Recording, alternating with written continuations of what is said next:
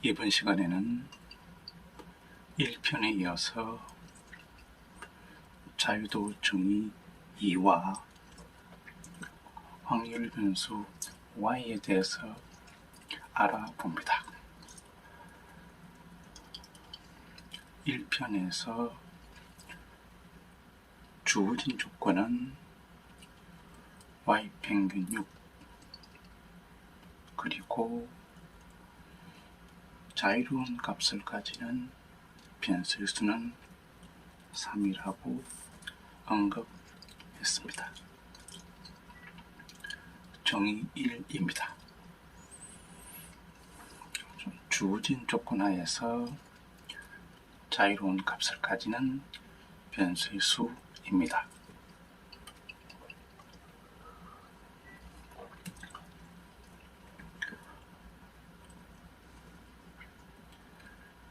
또한 표본 자료 중에서 모집단에 대한 독립적인 정보를 제공하는 독립적인 자료의 수는 3이라고 언급했습니다. 정의 2입니다. 표본 자료 중에서 모집단에 대한 독립적인 정보를 제공하는 독립적인 자료의 수입니다.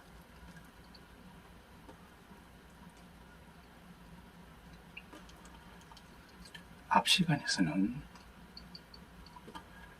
첫 번째, 두 번째, 세 번째 y값이 자유롭게 정해집니다.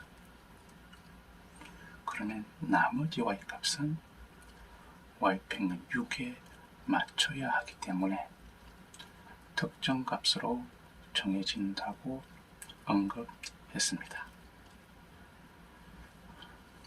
이번에는 첫 번째, 두 번째, 네 번째 y값이 자유롭게 정해집니다.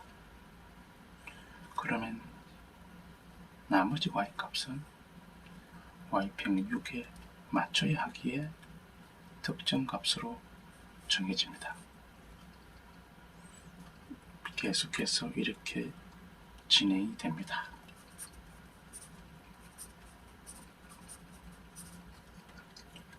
그러면 첫 번째, 두 번째, 네 번째 y값들이 모집단에 대한 독립적인 정보가 됩니다.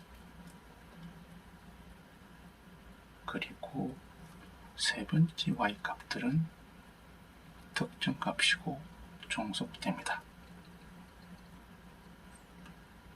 또한 첫 번째, 세 번째, 네 번째 y값이 자유롭게 정해집니다.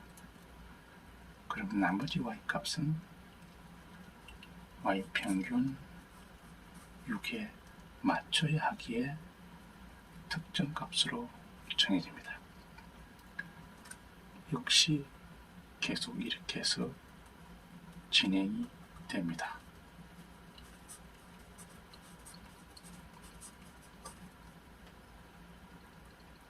그러면 첫 번째, 두 번째, 네 번째 y값들이 모집단에 대한 독립적인 정보가 됩니다. 두 번째 y값들은 특정 값이고 종속됩니다. 마지막으로 두 번째, 세 번째, 네 번째 y값들이 자유롭게 정해집니다.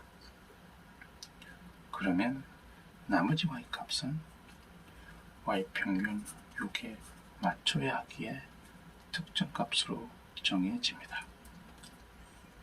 역시 계속해서 이렇게 진행이 됩니다. 그러면 두 번째, 세 번째, 네 번째 y값들이 모집단에 대한 독립적인 정보가 됩니다. 첫 번째 y값들은 특정 값이고 종속됩니다. 이렇게 첫 첫 번째에서 네 번째까지 자유도 순서가 바뀌게 됩니다. 그리고 종속적인 y값들이 독립적인 정보로 바뀌게 됩니다. 그러면 그림을 가지고 구체적으로 더 설명해 보겠습니다.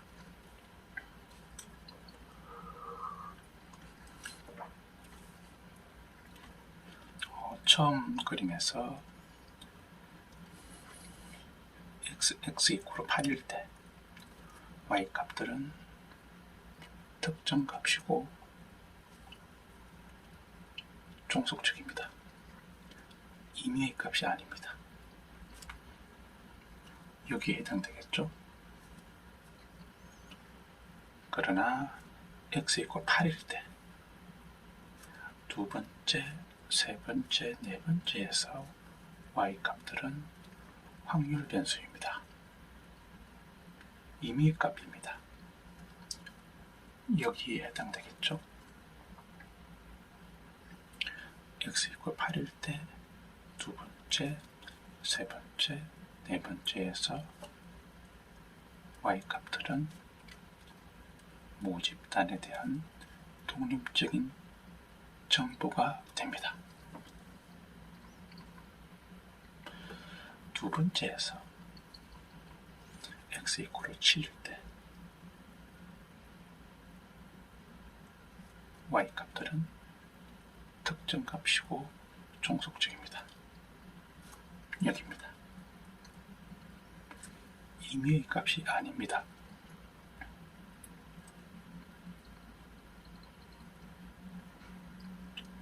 그러나 x 이퀄 7일 때 첫 번째, 세 번째, 네 번째에서 y 값들은 확률 변수입니다. 임의 값입니다. 그리고 x 이퀄 7일 때 첫 번째, 세 번째, 네 번째에서 y 값들은 모집단에 대한 독립적인 정보가 됩니다. 세 번째 그림에서 x 이퀄 4일 때 y 값들은 특정 값이고 종속적입니다. 임의 값이 아닙니다. 그러나 x 이퀄 4일 때 첫 번째, 두 번째, 네 번째에서 y 값들은 확률 변수입니다. 임의 값이 됩니다.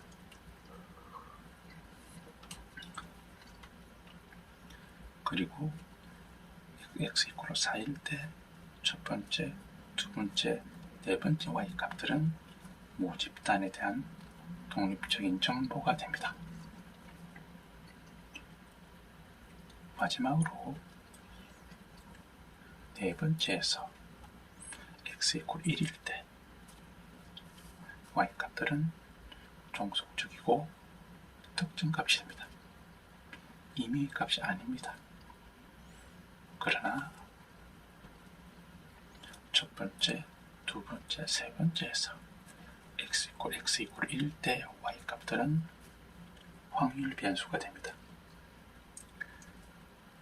x 이퀄 1일 때 첫 번째, 두 번째, 세 번째에서 y 값들은 모집단에 대한 독립적인 정보가 됩니다. 따라서 SST 자유도는 n-1이 됩니다. SST 자유도는 n-1이 됩니다. 그리고 여기서 자유도는 4-1은 3이 됩니다.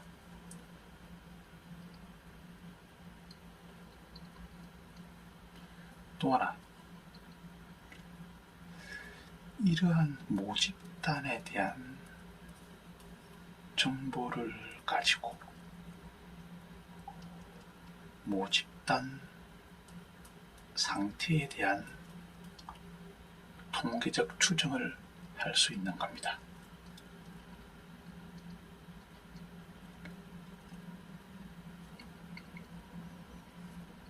모집단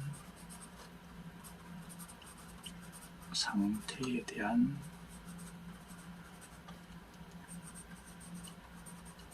통계적 추정입니다.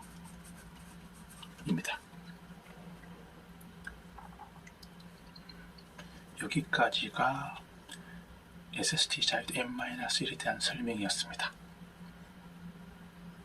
자, 그러면 다음으로 이 그림을 한번 보겠습니다. 간단합니다. 표본의 회기식 y = ax 플러스 b입니다.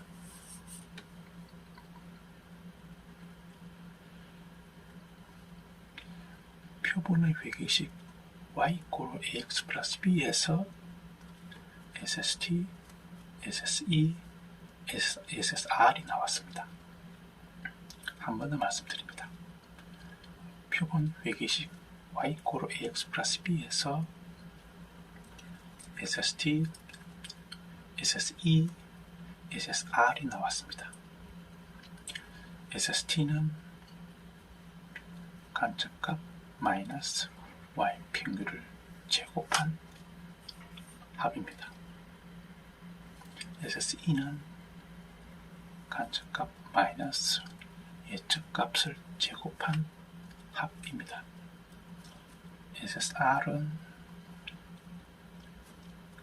예측값 마이너스 y 평균을 제곱한 합이 됩니다. 표본 회계식 y = ax 플러스 b에서 SST, SSE, SSR이 나왔습니다.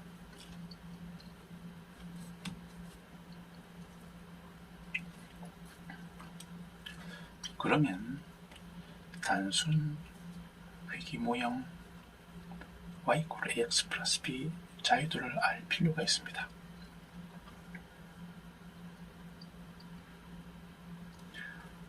이 그림에서 y = x 플러스 b가 있습니다.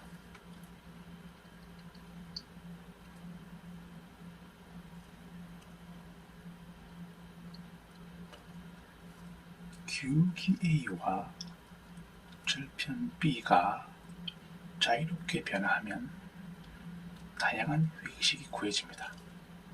즉, 이렇게 다양한 회기식이 나오겠죠. 이렇게. 그래서 기울기 a와 절편 b가 자유롭게 변화하면 다양한 회기식이 구해집니다. 따라서 단순 회기 분석의 자유도는 2가 됩니다. 그러나 최소 제곱법이 적용되면 단순 회기 모형은 반드시 x평균, y평균을 지나야 합니다. 따라서 기울기가 정해지면 x평균, y평균을 지나야 하기에 자연스럽게 절편이 정해집니다. 그리고 절편이 정해지면 x평균, y평균을 지나야 하기에 자연스럽게 기울기가 정해집니다.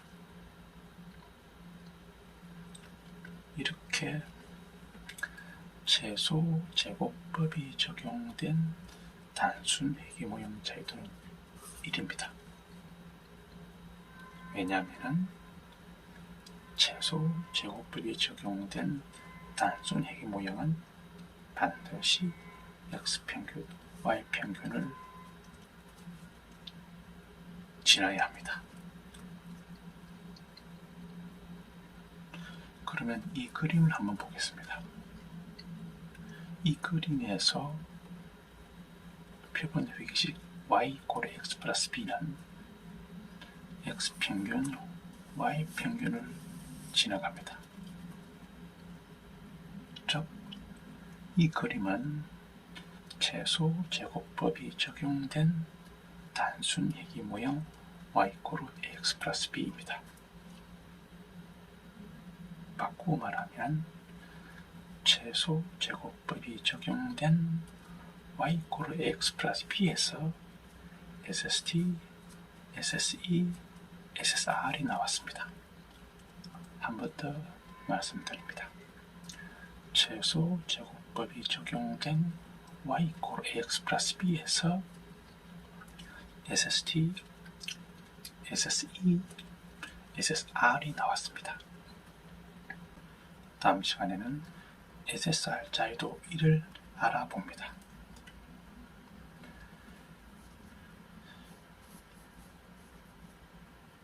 산식에서 자유도 1을 적용합니다. 이 산식이 SSR 산식입니다. 이 산식에 자유도 1을 적용합니다. 이 산식을 풀면 자유도 1을 이해할 수가 있습니다. 다음 시간에 하나하나 설명하도록 하겠습니다. 수고하셨습니다.